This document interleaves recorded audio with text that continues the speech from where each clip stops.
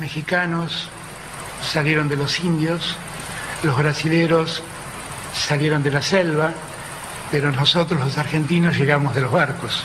Y eran barcos que venían de allí, de Europa. Y así construimos nuestra sociedad. Mexicana. Bueno, sí, mi viejo vino en barco. Pero no había nadie acá. ¿Qué haces, Javier? ¿Cómo estás? ¿Qué tal, Paulino? Un gusto enorme. ¿Puedo tutear? Por supuesto. Un rato. ¿Qué es eso? Mira, la verdad es que es un canto es la oda a la ignorancia. Vos sabés que hay un libro que se llama 4000 años de controles de precios y salarios, y el subtítulo es ¿Cómo no combatir la inflación? Esto, digamos, o sea, se viene intentando desde el 2800 a.C. en la quinta dinastía de los sumerios. Nunca funcionó. ¿Vos querés un caso patente del siglo XX que nunca funcionó? Argentina en la segunda mitad del siglo XX en adelante, en el único periodo que no tuvo controles de precios, ¿sabés cuándo fue? Con la convertibilidad. 90. Justo en el único momento que no hubo inflación. Entonces, en realidad, la pregunta es si siempre fallan, si no logran contener la inflación, si lo único que genera es desabastecimiento y lo peor de todo es el recrudecimiento de los controles y la violencia del Estado. Y fíjate esto, porque el otro día en un programa la señora Mora Godoy pedía digamos, que el Estado reprimiera a los supermercadistas. Digamos, vos te pensaste en hacer esa cuenta, digamos, al margen del avance sobre la propiedad privada, de la violencia que implica eso, ¿no? Vos te pensaste que no solo que cuando le haces eso y que cerrás el local dejaste un montón de familias sin trabajo, la dejás sin posibilidad de consumir, sino que además, si vos eso lo generalizás, la pregunta es, ¿y mañana dónde compramos las cosas? ¿Me comprendés? Sí, claro. Entonces, ¿y ahora por qué lo hacen? Porque distrae la atención, pone la causa en otro lugar. Hay dos hipótesis sobre el origen de la inflación. Hay un conjunto de personas que consideran que la inflación es un problema vinculado a los costos. Entonces sumás los costos, entonces la culpa es de los trabajadores, la culpa es de los empresarios, la culpa es de cualquiera, menos del gobierno. Ahora después hay otra que es la teoría monetaria de la inflación, sí, que es la que está validada empíricamente, la que abraza a todo el mundo que no tiene inflación, salvo Argentina y Venezuela, sí, que dice que la inflación es siempre y en todo un lugar un fenómeno monetario. En la medida que la cantidad de dinero crece por encima de la demanda, el poder adquisitivo del peso cae y todos los bienes expresados en unidades monetarias suben. Pero no es que, en realidad no Estados Unidos hoy, parcialmente. Bueno, digamos, o sea, en parte porque se cayó la demanda de dinero con las cositas que va diciendo Biden también, ¿no? O sea, vos tenés toda la expansión del año pasado, ¿sí?, que emitieron contra demanda de dinero porque la gente se asustó, pero cuando te salís del pánico, ¿qué pasa?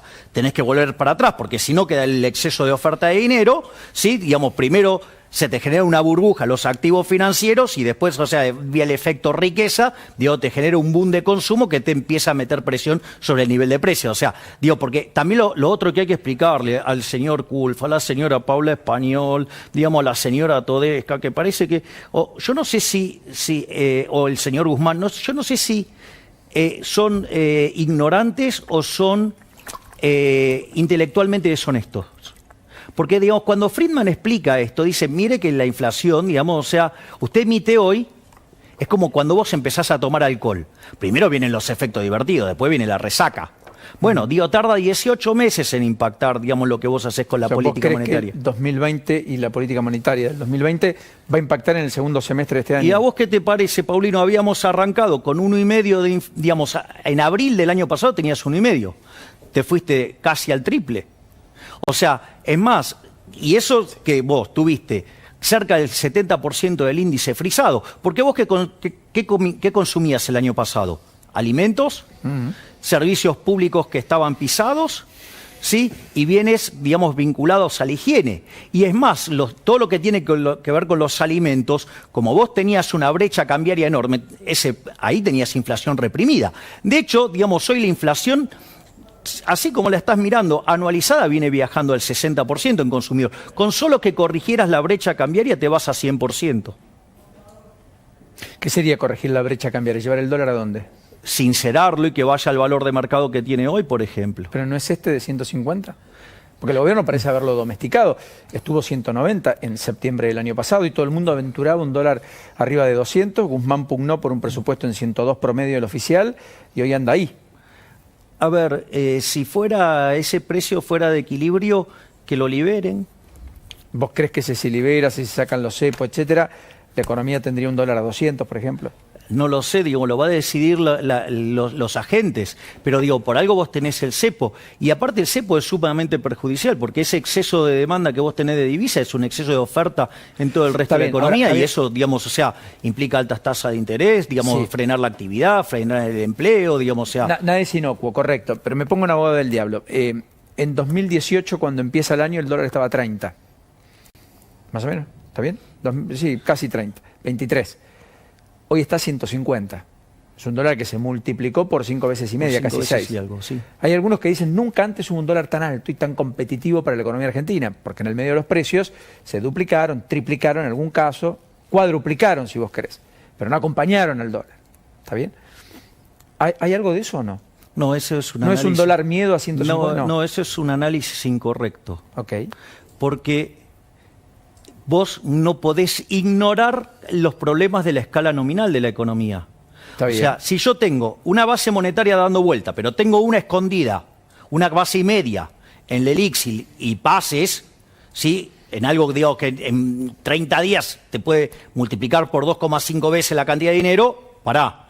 Si yo, digamos, o sea, además tengo un déficit fiscal, si yo replicara el del año pasado, ahora digo, están ajustando, pero si yo replicara el déficit fiscal del año pasado, ¿qué hago? Meto una base monetaria más, o sea, entonces si yo tengo que multiplicar la base monetaria por 3 veces y media, ¿el nivel de precios es el mismo? No, o sea, cuando cae el poder adquisitivo no es que el dólar sube, es la pérdida del poder adquisitivo del peso, entonces tenés un despiole de oferta monetaria por ahí, tenés un sobrante monetario enorme, M1 debería de ser 4 puntos del PBI, es 12, digamos, o sea, entre 3 y los 3,5 del otro lado, digamos, tenés un desequilibrio monetario subyacente de 10,5 veces, o sea, eso no termina bien. No termina bien, yo tengo escuchando con que no termina bien, sigo un abogado del diablo, presagiando que alguna hipervenía, etcétera, y el gobierno te puede decir, mira, los agoreros de siempre terminaron fracasando, acá tenemos un tipo de cambio medianamente controlado, por supuesto que la inflación es devastadora, incluso para los propios, y les está pesando y mucho en términos políticos, y electoralmente hablando quizás lo paguen caro, más que cualquier otra cosa,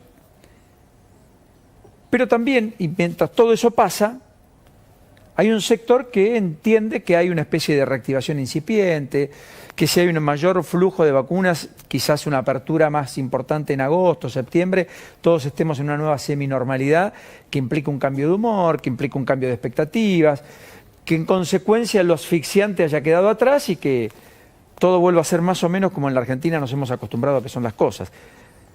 ¿Crees en eso o no? No, y voy a explicar por partes. Primero el tema de la hiper y por otra parte voy a explicar el tema de la supuesta recuperación. Dale. A ver, el monstruo de la hiper va cambiando. O sea, vos tenías que cuando el kirchnerismo se fue, el riesgo de la hiper era el dólar futuro. Sí. Bueno, ese monstruo llamado dólar futuro después mutó, se pasó a llamar otra cosa, porque todo ese exceso de dinero se transformó ¿en qué? En LEVAX. ¿Sí? Eso estalló en el 2018, porque yo te recuerdo, digamos, el Banco Central a lo largo del 2018 perdió 22.000 millones de dólares. Correcto. O sea que con eso, digamos, vos podrías quitar toda la base monetaria, o sea, con lo cual, digamos, te terminaste de eliminar el problema de la inflación. Entonces no es que no ocurrió, si vos haces el contrafáctico, la inflación contrafáctica en un comportamiento lineal de la gente que sale ordenadamente, sabes que eso nunca pasa, ¿no? Correcto. Bueno, o sea, en ese contrafáctico, las reservas que vos vendiste por 22.000 millones de dólares te evitó una inflación del 600%. ¿Y ahora? ¿Y qué te pasó? Y de ahí saliste y tenés la LELIX. Y ahora tenés una base monetaria y media en LELIX y PASE, la potencialidad de emitir otra base monetaria más, un desequilibrio en M1 de 3 veces a 1. Es decir, no es que, digamos, no ocurrió. O sea, digo, este gobierno que tanto se queja del anterior, de la deuda, digo, bueno, parte está ahí. O sea, que este gobierno toma deuda.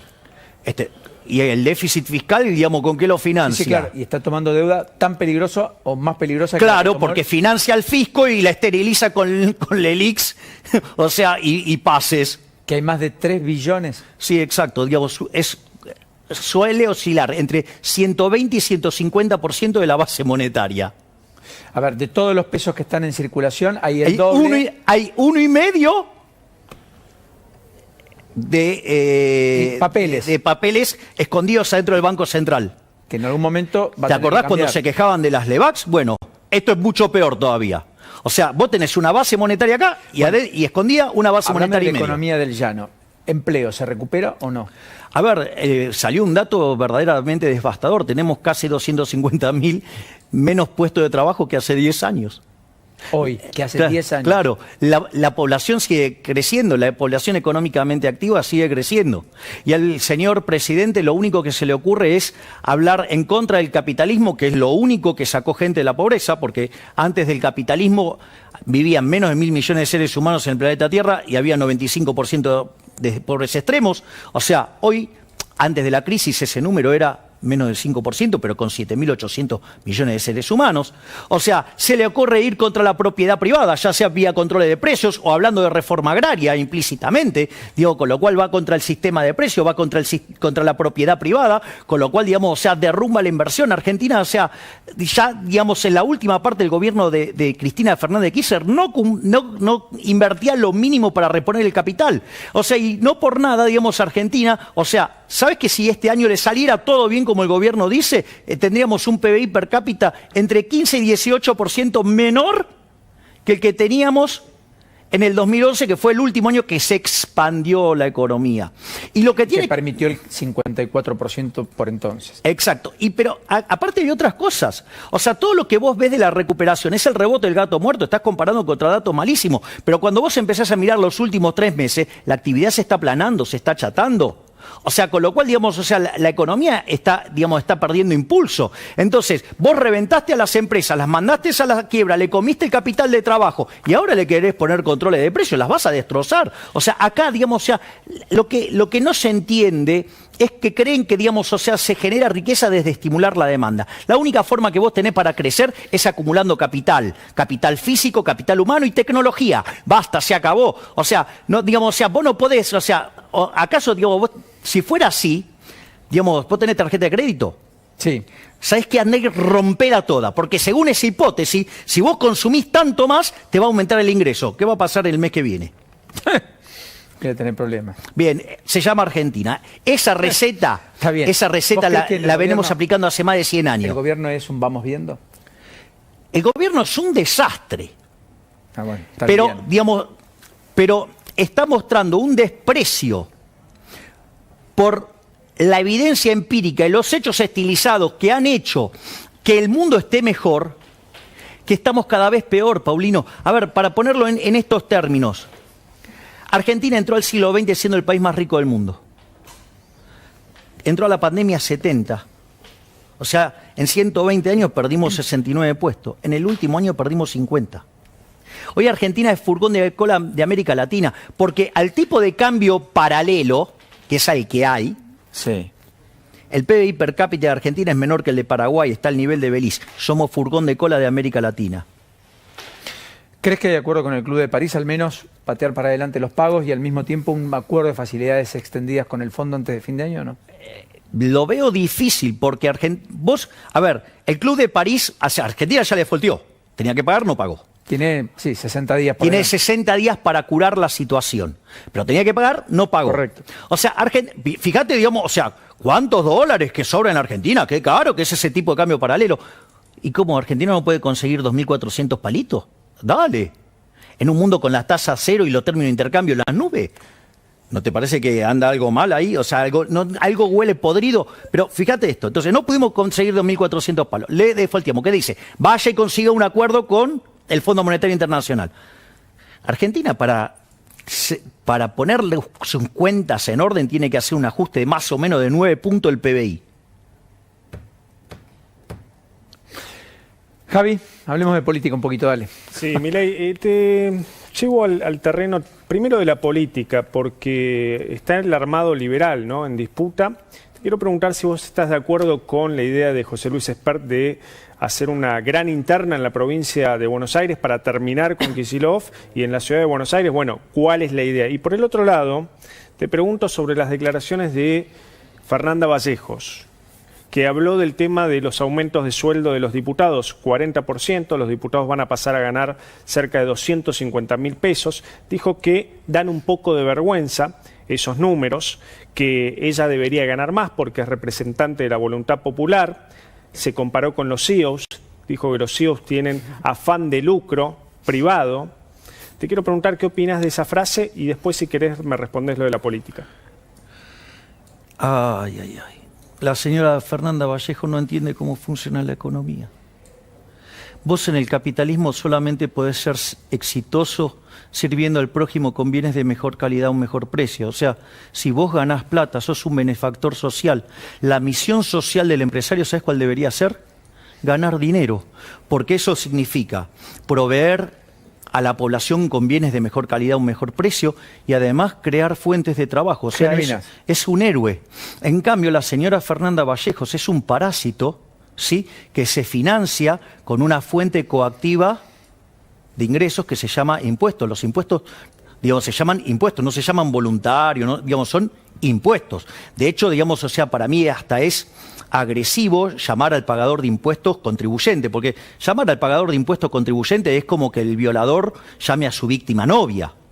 Digamos, o sea, vos no pagás, o sea... No sos un contribuyente, sos alguien que paga porque tiene la responsabilidad, no por tener la responsabilidad, sino porque es ley. Y claro, digo, porque, digamos, o sea, vos te crees que la gente paga voluntariamente los No, por eso digo, bueno, uno puede hacer un aporte a la asociación cooperadora de la escuela, bueno, a los digamos, bomberos, o sea, sería voluntario, eso es otra cosa, pero no es el caso. O sea, es más, fíjate esto, al pobre Al Capone lo acusaron de asesino, de traficante, todo, ¿y por qué fue preso? Y estamos hablando de Estados Unidos. Toma impuestos. Ah, ok. Digamos, la de ellos no se toca. Y eso también tiene que ver, digamos, ¿sabes que el Congreso de la Nación se llama... Al Capone era un pobre, ¿no? No, Al Capone, no, Al Capone es una víctima del sistema. Al Capone es una víctima del sistema. ¿Cómo fue la situación? Estaban los borrachines de Chicago, iban al bar, tomaban alcohol, estaban todos felices y un día vino un señor de la poltrona, sí, que, digamos, le pareció que eso estaba mal y lo prohibió. Entonces, fíjate, pobre el dueño del bar, se quedó sin negocio. Todos aquellos que producían las bebidas que se utilizaban en el bar, lo mal que le fue y todo lo que dejaron de consumir como eso. Fíjate, los que iban a tomar algo al bar no pudieron tomar más. O sea, mirá todo el desastre que causó ese hombre. Entonces, digamos, ¿qué era Al Capone? Era un trader. O sea, dijo, uy, acá tengo una oportunidad, voy, le compro a los que producen y se los vendo a los que quieren tomar. ¿Sí? El señor era un trader, estaba arreglando el daño que hizo un político. ¿Sí? Y como el negocio... Estás haciendo una reivindicación del Capone. Sí, obvio, claro. Y no solo eso, sino que además, como estaba, digamos, o sea, estaba arreglando el problema que generó el político. O sea, entonces, ¿qué pasa? Había mucho retorno. Y como era había mucho retorno, ¿por qué? Porque había un imbécil que se llamaba Elliot Ness y los perseguía por hasta abajo de la mesa. Y hacía que el negocio fuera súper riesgoso. Entonces, como mucho riesgo, mucho retorno, entonces atraía gente peligrosa. ¿Y cómo lo resolvían? A los tiros. ¿Me entendés? Pero, ¿qué pasó después? A ver, hoy, digamos, ¿qué sería Al Capone? ¿Sería un delincuente o sería un trader? El problema no... Las dos cosas. No, el problema no fue Al Capone, el problema fue la presencia del Estado regulando el alcohol, ¿sí? Y Elliot Ness en el medio. Javier hizo la pregunta política. No, pará, porque todavía le debo lo de Fernanda Vallejos. ¿Sí? Todavía tengo cosas en el carretel para la señora Fernanda Vallejos. Te lo pregunto porque es colega tuya, no es economista. Bueno, sí, cada uno tiene credencial de economista. Digamos, o sea, tendrá la credencial, de ahí a ser economista hay un abismo. O sea... ¿Y cuál es el punto? El punto es el siguiente. Vos sabés que el Congreso se llama Honorable Congreso de la Nación Argentina. ¿Sabés por qué? Porque originalmente los legisladores iban ad honorem. O sea, yo, por ejemplo, que voy a mandar un proyecto para renunciar a la dieta. ¿Me comprendés? Diputado. Sí, claro. Y no solo eso. Es decir, ¿a la dieta o el salario? A todo concepto. No quiero un mango Cero. del pagador de impuestos argentino. Y le vas a querer cobrar menos impuestos. Obvio. Para pregonar con el ejemplo. Obviamente, claro. Y ser consecuente con tu... Con mi filosofía, obvio. Pero no solo eso. O sea, pero lo que tenés que comprender que la señora Fernanda Vallejos, con las cosas que hace, regala descara. Es decir, lo mejor que podría hacer, si Fernanda Vallejo cree que, digamos, gana poco, le triplico el sueldo y le pido, por favor, que no haga más nada, que se calle y se quede sentadita en la casa haciendo otra cosa. Porque, digamos, cada una de las cosas que propone son verdaderamente aberrantes, son el camino a la pobreza. ¿Vos crees que es ella o Cristina Fernández de Kirchner? Es tan poca la diferencia, digamos, tampoco hay mucha diferencia con, digamos, Cecilia Todesca, con Culfas, con Paula Español, digamos, con ¿Vos Axel crees que Kicillof, todo igual? con Augusto Costa, son todo lo mismo. Paula Español midiendo las góndolas en el supermercado como mecanismo de controlar la inflación. ¡Por favor! O sea, ni Diocleciano se animó a tantos disparates. ¿Quién Diocleciano? Diocleciano, ¿Quién el fue? edicto de Diocleciano. Es decir, el control de precios en Roma, que es la antesala a la decadencia de Roma. Es decir, ¿y cómo lo hacía cumplir el general romano? Les cortaba la cabeza. Bueno, Mora Godoy piden que le cierren el local, es más o menos lo mismo. O sea, vos te das cuenta, utilizan el aparato represivo del Estado para perseguir a la gente, para perseguir al que genera riqueza. ¿Y a quién premian? A los parásitos de la política, porque ellos se subieron 40% los sueldos. O sea, cuando el resto de la población la dejaron sin ingresos unilateralmente. Y lo único que tenían que hacer era testear masivamente el año pasado y no lo hicieron. Y ahora tienen que vacunar masivamente y no lo hacen. Dale. O sea, y después te vienen a vender la idea del Estado presente. El Estado presente es un choreo. Me gusta decir que en lugar de Estado presente necesitamos un Estado eficaz, eficiente, que simplifique, que ayude, que empuje, que acompañe. El Estado, nada de lo que pueda hacer el Estado puede ser bueno. Primero porque se financia con una fuente Está coactiva bien, de pero ingresos. la policía la tenés que pagar. Vamos por partes. Primero porque el Estado se financia con una fuente coactiva de ingresos. O sea, te lo sacan de prepo. ¿Sí? Y después no hay forma que el Estado gaste bien, siempre gasta mal. Porque vos podés gastar tu dinero o el de otros, y lo podés gastar en vos o en otro. ¿Qué es lo mejor? Gastar tu dinero en vos mismo, porque sabés lo que te costó ganarlo, sabés en qué lo querés. Está bien. El Estado gasta el dinero de otros en otros, o sea, de la forma más irresponsable que hay. O sea, es un oxímoron, digamos, creer que el Estado puede funcionar. El Estado no funciona bien nunca, siempre produce daños. Entonces, por eso lo que hay que hacer es llevarlo a su mínima expresión. Yo, digamos, o sea, creo que en el corto plazo, dadas las restricciones tecnológicas, deberíamos ir a una situación minarquista. En el largo plazo habría que eliminarlo. Urgente. Digo, lo afirmado está mal. Y yo te hago una pregunta. Alberto, te hago un comentario, Alberto. ¿Sabés de qué se alimentan las moscas? Mirá que son millones, ¿eh? ¿Vos te vas a alimentar de la misma manera? Dale, que lo diga un montón, digamos, de gente no quiere decir que eso esté bien. Se llama falacia ad populum. O sea, tenemos un presidente que comete falacia todo el tiempo. Esto es tremendo, Paulino. ¿Vas a ser un candidato en la ciudad? Voy a ser candidato a diputado nacional por la Ciudad Autónoma de Buenos Aires y voy solo. Sin Esper, Solo. sin López Murphy. No, solo es, yo digo, voy con mi frente, digamos, o sea, digamos que lo estamos terminando de conformar, somos varios partidos, y no solo eso, sino que además, o sea, ¿por qué? Porque la estrategia es ir contra el status quo. Ir contra el status quo es, en la Ciudad Autónoma de Buenos Aires, es ir contra Juntos por el Cambio, que lleva 4 periodos, ¿sí? Además, el riesgo que implica el kirchnerismo en la Ciudad Autónoma de Buenos Aires, dale. O sea, y la verdad es que históricamente en la Ciudad Autónoma de Buenos Aires siempre hubo terceras fuerzas. Digo, lo que pasa es que quizás están un poco... ¿Querés ser la tercera fuerza? La tercera fuerza. Bueno, y si eligen bien los candidatos, mis opositores, quizás podemos ir un poco más arriba. ¿Quién te parece más adversaria, Vidal o Patricia Bullrich? Bullrich sería una adversaria digna. Vidal no. ¿Santoro? ¿No hay alguien más digno?